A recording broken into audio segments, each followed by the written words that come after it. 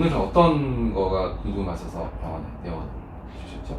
제가 입꼬리가 처져서 네. 입꼬리 필러에 대해서 상담받고자. 아, 네. 사실 입꼬리 필러에 대해서는 제가 좀 그전에도 유튜브에서 많이 설명을 좀 한 적도 있고 한데, 사실 그 전에 할 때는 이렇게 뭐 모양이나 이런 거로 주로 모델분들이 이렇게 좀 올려주셔서 그렇게 했는데, 오늘은 이제 좀 구체적으로 이론적인 질문을 해주시면은 제가 답변할 수 있는 한도 내에서는 성심껏 해드리도록 하겠습니다. 입꼬리 필러를 할 때 네. 이제 혹시 몇 군데 정도 이제 필러가 들어가는지. 입꼬리는요, 입꼬리에만 들어가는데요. 사실 한 번에 주사 한 번에 다 끝낼 수는 없거든요. 그러니까 저는 보통 평균적으로 한쪽 입술에 한 5번 정도 바늘이 들어가는 것 같아요. 네, 엄청 아프겠죠. 네. 근데 사실 안 아파요. 그렇게 생각보다는 안 아프고요. 그리고 저는 입술 피부에다 놓지 않고 안쪽에다 점막에다 놓거든요. 그래서 아무래도 좀 점막에다 놓으면 통증이 좀 덜 하잖아요. 네, 그렇게 하고 있고, 그리고 제가 사용하는 필러는 마취 성분이 포함된 필러라서 한 번만 처음에 맞을 때는 따끔한 느낌이 있고, 그 다음부터는 언제 놓는지 모를 정도로 안 아픈 시술이라고 생각 들어요. 그냥 뭐 여러 번 찌른다고 겁먹으실 건 없는데요. 제가 개인적으로 생각할 때 얼굴서 바늘로서 하는 시술 중에서는 가장 안 아픈 시술이 입꼬리 필러라고 저는 생각이 들어요. 입꼬리 필러랑 그 입꼬리 수술이랑 뭐가 다른지. 수술이 다르죠. 꼬리 필러는요, 말 그대로 그냥 그 코 수술하고 코 필러하고 다르듯이, 꼬리 수술은 근육이라든지 피부를 잘라내서 혹은 어디 특정 부분에다가 고정을 해갖고 거의 영구적인 효과를 유도해내는 게 입꼬리 수술이고요. 그리고 입꼬리 필러란 게 뭐 영구적이진 않으니까 단연간이라도 입꼬리의 모양의 변화를 줘서 개선시키는 방법이라고 생각이 들어요. 그러면 혹시 입꼬리 필러를 하고 나서 이제 유지 기간 지나고 이제 좀 사라지거나 사그라들 때 이제 다시 원래 입꼬리 모양으로 돌아오나요? 제가 봤을 때는요, 원래 입꼬리 모양으로 완전하게 돌아오지는 않는 것 같아요. 녹이지 않는 이상은 웬만해서 돌아오진 않는 것 같고요. 제가 그래도 입꼬리 필러 열심히 좀 시술한 게 3년 정도 됐거든요. 근데 3년 정도 되면서 이제 계속 보니까 3년 전에 오셨던 환자분들은 아직도 오시고 하는데, 제가 심지어는 3년 전이나 2년 전에 오셨고 그냥 가시라고 말씀드리는 경우도 있거든요. 더 맞으실 이유가 없고 아직까지 잘 유지된다라고 말씀드릴 때도 있어요. 보통 평균적으로는 한 하루아침에 다 없어지는 건 아니고요. 처음 몇 개월 동안 느낌 자체가 1년에서 1년 반 정도 지나고 나면은 그냥 조금 줄어드는 느낌이라고 생각을 하시면 될 것 같아요. 개개인의 편차는 조금 있어요. 입꼬리 필러 맞을 때 입술 필러도 같이 할 수 있나요? 같이 할 때, 같이 하는데요. 입꼬리 필러 할 때 입술 필러는 보통 아랫입술 하고요. 그리고 너무 가운데 부분이 밋밋하신 분들은 이렇게 가운데 새 부리 모양으로 만들어 드리는 경우도 있는데요. 그게 봐서 어울리지 않으면은 안 만들어 드리는 경우도 있고, 근데 일단은 꼬리 할 때 어느 정도 볼륨감이 채워지기 때문에 특별히 막 입술을 너무 두껍게 하지는 않아요. 입꼬리 필러 했을 때 효과가 없을 때도 있나요? 아, 있어요. 있어요. 언제? 특정한 입술이 있어요.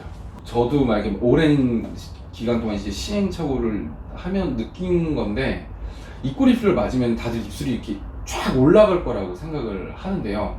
실질적으로 입꼬리 필러를 제가 한번 잡아 드릴게요. 어떻게 변하는 건지. 네. 거울을 한번 이렇게 보시면요. 네. 입에 제가 항상 말씀드리는 게, 지금 사실 약간 무턱이시잖아요. 그 무턱이신 분들은 항상 아래쪽 입술, 위쪽 입술 민다고요. 이렇게 자갈턱 모양을 좀 만드니까. 치아가 상담을 할 때 제가 살짝 입술에 힘을 빼보세요 라고 말씀드리면은 대부분 또 이렇게 크게 벌리세요. 벌리지 마시고요. 조금만 릴렉스 해보실게요. 그래서 치아가 요 정도 보일 때 변화가 나타난다고 이제 말씀드리는데요. 입꼬리를 손으로 이렇게 당겨 올리는 게 아니에요. 입꼬리 필러를 맞으면요, 이게 어떤 뭐 영업만 힘을 주는 게 아니잖아요.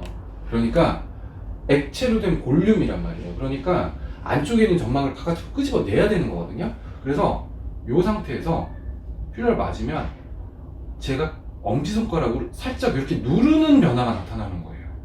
그러니까 거의 이게 최종적인 결과라고 생각을 하셔야 되는데, 이걸 갖다가 저 이렇게 돼요? 막 이렇게 돼요? 막 그러면은 그거는 아니고요.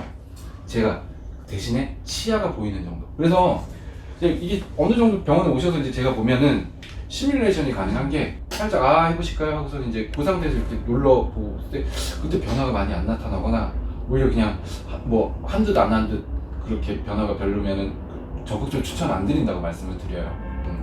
그리고 또 의외의 결과는 있어요. 저는 또 변화가 없을 거라고 생각해도 또 간곡히 원하셔서 이제 좀 나왔을 때 의외의 결과가 나오는 경우도 있거든요. 그러니까 이것도 좀 케이스 바이 케이스고요. 그리고 좀 입술이 얇으신 분들이 오히려 많은 변화가 나타날 거라고 저도 예전에는 그렇게 생각을 했었는데, 오히려 입술이 얇은 분한테는 필러를 많이 누르면 좀 어색해지거든요. 그러니까 입술이 조금 도톰하신 분들이 오히려 변화는 많이 나타나더라고요. 그래서 저도 이제 시술하면서 이제 제 생각에도 변화가 나타나는 거죠. 네. 필러 중에서도 이제 국산이 있고 해외 필러가 있는데 둘 중에 혹시 차이가 있을까요? 기본적으로 녹는 필러는 녹지 않는 필러는 절대 사용하지 않아요. 왜냐면은 마음에 안 들면요, 네. 녹일 수가 없어요. 그래서 무조건 녹는 필러. 그러니까 녹일 수 있는 필러라고 말할게요. 그러니까 히알루론산 성분의 필러. 그러니까 HA 성분이라고 하죠. 보통 뭐 그 해외에서 가장 유명한 거는 뭐 레스틸렌이라든지 주비덤이 있겠고요. 뭐 국산도 많아요. 국산도 뭐 이 땡땡 뉴 땡땡 이런 거 참 좋은 제품 굉장히 많거든요. 근데 어쨌든 같은 라인이 같은 패밀리예요. 그래서 저는 보통 그거를 사용하고 있고요. 성분 자체의 어떤 입자의 굵기 차이가 좀 차이가 있긴 한데, 저는 외산이나 국산이나 그건 없는데 저는 국산을 선호해요. 왜냐면은 일단 환자분이 외산을 사용하게 되면은 개인 부담이 너무 커진다는 거. 그리고 두 번째는 주사를 놓을 때 이게 그 손에 맞는 필러가 있거든요. 네. 그래서 저는 국산의 특정 필러를 좀 좋아해요. 네. 보톡스랑 이제 입꼬리 필러랑 같이 맞으면 어떤 효과가 더 좋은가요? 저는요, 다 해봤거든요. 네. 우리 실장님도 제가 시술해주면서 이게 좀 부위별마다 아래쪽에다 어느 부위에다 놓으면 입꼬리의 효과가 좀 극대화될까 이렇게 해서 논 적이 있었는데, 저는 아래쪽에다 보톡스를 놓아봤자 네. 별로 도움 안 된다라는 결론을 내렸어요. 오히려 양이 조금 달라지거나 위치가 좀 달라지면은 아랫입술 모양이 좀 달라지는 것 같았고요. 아예 입꼬리 필러, 말 그대로 입꼬리 필러는 그냥 입꼬리 필러만 하고요. 뭐 어느 병원에서는 실을 낸다고 했는데 뭐 실이 뭐 얼마나 입꼬리까지 당길 정도면은 얼마나 불편하겠어요. 그냥 그렇게는 전혀 저는 믿지는 않아요. 그래서 보통 입꼬리 필러는 오직 필러만을 사용해서 하고 있어요. 입꼬리 필러 할 때 양이 얼마나 들어갈까요? 달라요. 근데 사람마다 좀 다른데, 결국 좀 아까 뭐 좀 입술이 얇으신 분들은 적게 들어가고요. 입술이 좀 두꺼우신 분들은 많이 들어가는데, 막 맥스 들어가면 입꼬리 하면 맥스 한 1.5cc? 양쪽이? 네. 평균적으로 한 1cc 잡으시면 될 것 같아요. 네. 적은 양은 아니에요. 네. 입꼬리 필러를 맞으면 입술 비대칭 같은 것도 효과가 있나요? 제가 비대칭은 그 누누이 말씀드리는 바가 있는데, 비대칭은 제가 최대한 맞춰드리려고 노력은 하거든요. 네. 다 맞출 수는 없어요. 왜냐면은 입술이란 거는 굉장히 동적, 다이나믹한, 얼굴에서 가장 다이나믹한 부분이잖아요. 네. 모을 수 있고 벌릴 수 있고 뭐 웃고 울고 뭐 움직이고 뭐 모든 얼굴에서 가장 다이나믹하게 움직이는 기관이 입술이기 때문에, 이 비대칭이라는 거는 항상 누구한테나 반반 양쪽이 똑같을 수는 없거든요. 근데 이 필러는 어떻게 보면 젤리인데, 이 다이나믹하게 움직이는 동적인 기관을 필러를 맞는다고 해서 그게 교정할 수는 없다고 생각이 돼요.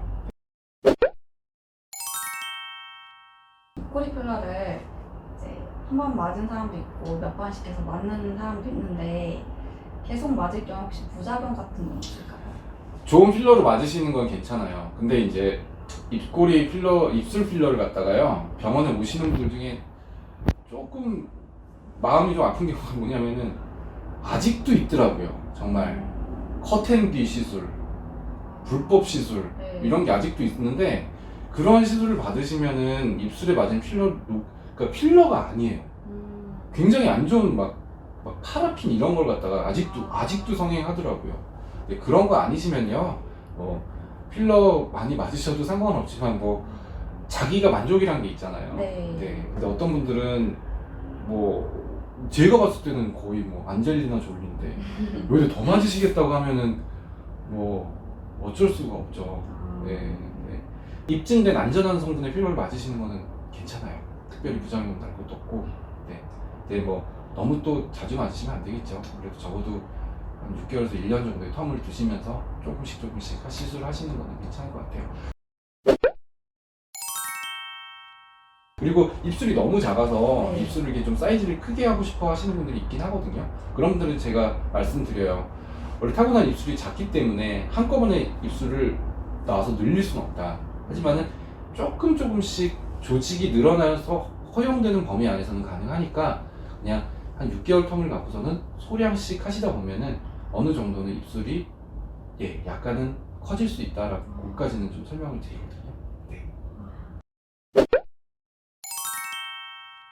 그럼 마지막으로 네. 입꼬리 필러 맞고 나서 이제 부작용 같은 거는 부작용이요. 부작용은 제가 이제 말씀드린 멍이요, 멍. 그러네요. 부작용이라기보다는 어떻게 보면 후유증이죠. 당연한 건데, 피가 좀 이제 시술할 때도 어떤 분들은 피 한 방울 안 나고 끝나는 분이 있지만은 피 좀 제가 할 때 혈관을 건드려서 이렇게 피가 나는 경우도 있거든요.